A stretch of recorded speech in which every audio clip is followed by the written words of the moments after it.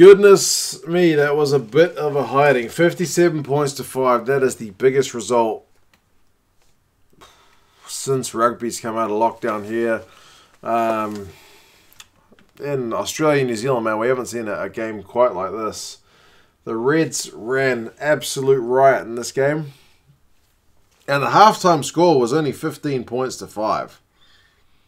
So it was relatively close at halftime. Even though the Reds did look the better team, the second half, they absolutely tore the Force to shreds. I should have the Reds jersey on, to be fair, but after last week's performance, I wore it for ages, and then I've had to put it in the wash. It's not ready yet, so yeah, Reds, they're up the top of the log now, deservedly so on the back of that game.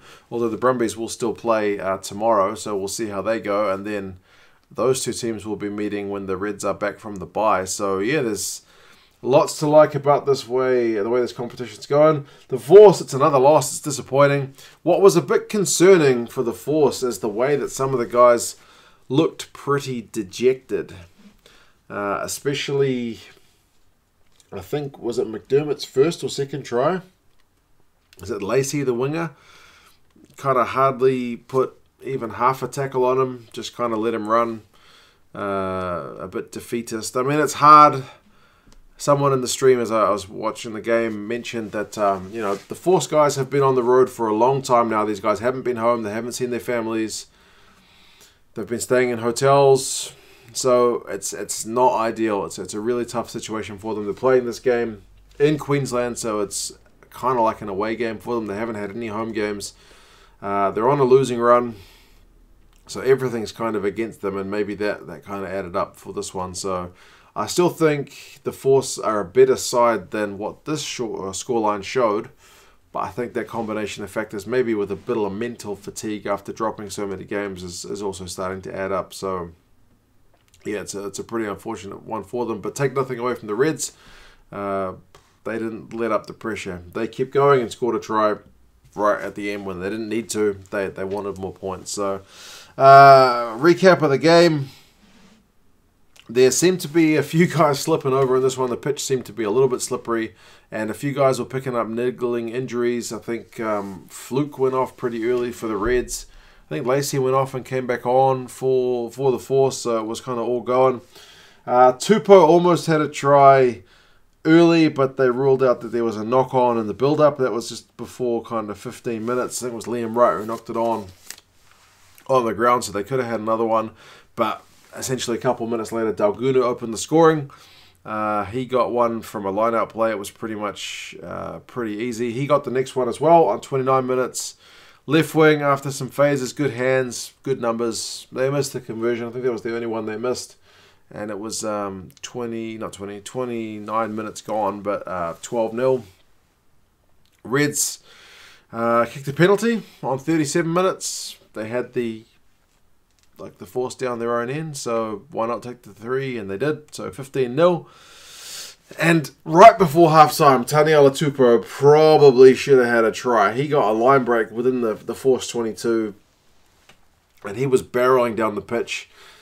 And there was 2 defenders coming for him, but kind of from both sides. I don't think either would have been able to stop him because he's a huge guy.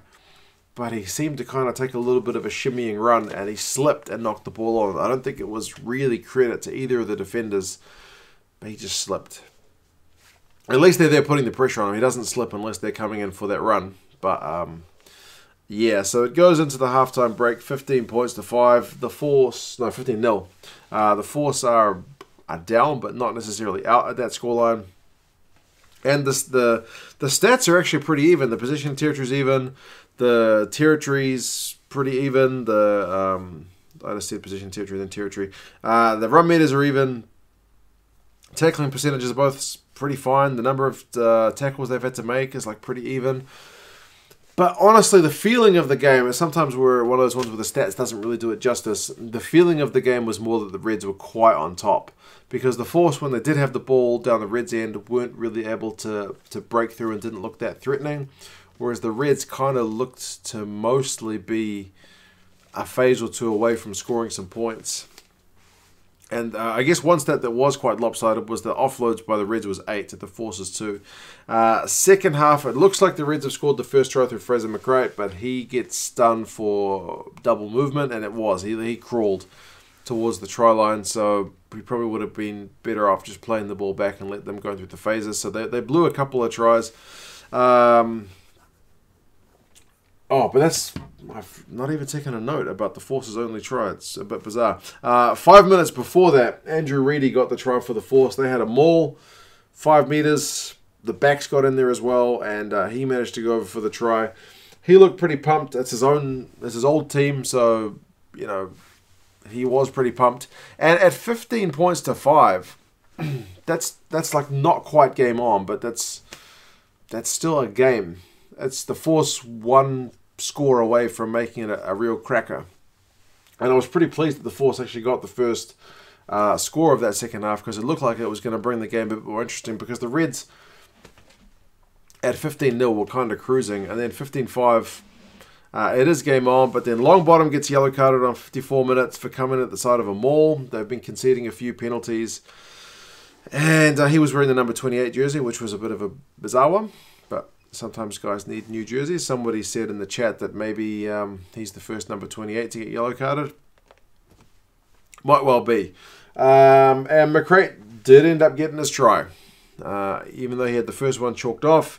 During the yellow card period, they had a bunch of advantages, and James O'Connor gave him a pretty sweet offload, and it was 22 points to 5. A few minutes later, McDermott gets a try with a snipe on the left wing. The ruck's out the left wing anyway, and he just goes blindside with like a meter to work with. And that's what I mean about this is the point where the Force guys seem to be looking pretty dejected. It's 29-5. They've scored 14 points during the yellow card. And on 63 minutes, McDermott gets a second one. The yellow card period's pretty much done, and there's a penalty. But before the play can stop to allow things to happen, McDermott taps it, and he's just got enough gas and enough steps to go over for the try. So he had kind of insult injuries. 36-5, 21 points when it's 15-14. That's pretty ruthless from the Reds. 69 minutes, James O'Connor gets a try, and him and Tupou have both been really good. Tupou was in the build-up. Tupou was acting like a fly half for this whole game. He was just everywhere. And, he gets it, goes on the left wing. It's 43 points to 5. McDermott goes close on 72 minutes. I was kind of worried that I would need more space on my whiteboard, so I'm kind of glad he didn't get that one. But, they eventually get one through Hegarty from like the restart.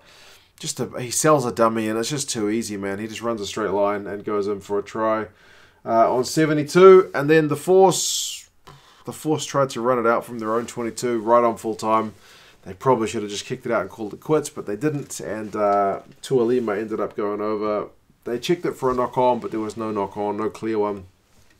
After a couple of phases with the ball, Jock kicked it, so 57 points to 5. Like I said, there's a bit of an absolute thrashing, really. So, I do feel for the Force guys. They've had to step into this competition, with the pandemic, with Super Rugby itself being called off. And, they've made a good account of themselves for a few games. And maybe, like I said, it's taking its toll. The Reds were in hot form, and the combination of these things means, 57 points to 5. So good on the Reds, as I said, looking pretty good for top of the log at the moment, and their game against the Brumbies in a few weeks looks pretty tasty. Run meters finished 280 to 564, which is pretty comfortable. The Reds finished with more possession and territory, but second half was 62% possession, 74% territory for the Reds. They were just absolutely dominant. Reds tackled at 90%, which is phenomenal. Penalties conceded was 15-11, so pretty high for the game, but 15 by the Force, so on the wrong side of the ref as well. For the Force, like a bright side, Kyle Goblin was pretty good defensively, 14 from 16. Try-saving tackle on McDermott to stop him from getting a hat-trick and stop me from having to rework my whole whiteboard over here. And for the Reds, man, where do you stop? Like, Tupou was amazing. James O'Connor had like 3 try assists and a try of his own and really good goal kicking. McDermott was like, 100 and something, or was it not quite 100? Dalguna was 129 run meters, but yeah, McDermott was into everything as well. So, yeah. I'm going to go to bed. Good game in terms of seeing some tries scored. Not good in terms of the competitiveness, unfortunately, but it's a long road back here from the Force. Hope they can do something to kind of bounce back and not get too dejected, but it is hard when you're losing and losing and losing and losing. You kind of get into that mindset. And for the Reds, though, after such a defensive shift that won the game the week before, it is kind of pleasing for them to just kind of, cut another team apart with all their attacking options they've got as well. So they're not just a one-dimensional team by any means. So, yeah. You guys let me know your thoughts on this one. I'm going to go to bed, as I said, and I will talk to you again soon. See you later.